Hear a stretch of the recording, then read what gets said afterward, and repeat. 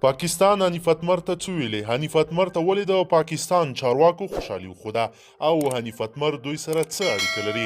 دلته یې په ویډیو کې له موږ سره وګورئ. د پاکستان د بهرنیو چارو وزیر وایي د افغانستان د سولې او ثبات په لاره کې هڅې کوي او په دې تمه ده چې د حنیف اتمر په دوره کې به د دواړو هیوادونو دوه اړخیزې اړیکې لا غښتلې شي.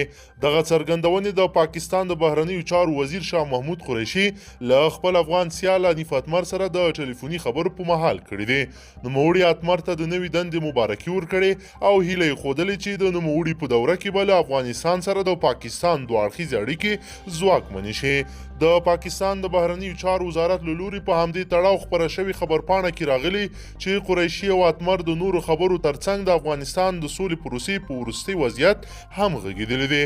قریشي افغان سولې ته د پاکستان ژمنتیا بیا تازه کړې ده او طالبانو امریکا تړون یو تاریخي فرصت بللی چې افغان مشرانو ته د سوله ییز او باثبات افغانستان د هڅو په لارو کې د ګډ کار زمینه برابروي.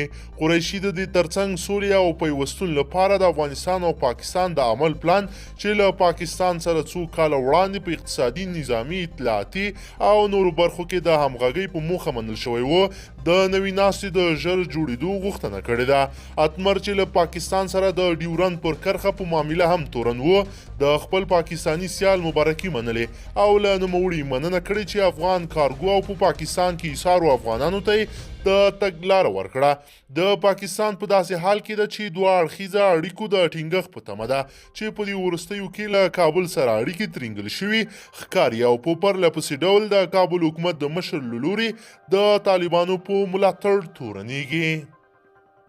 درنو لیدونکو، تاسو د حنیف اتمر او د پاکستان د دغه اړیکو په هکله څه نظر لرئ؟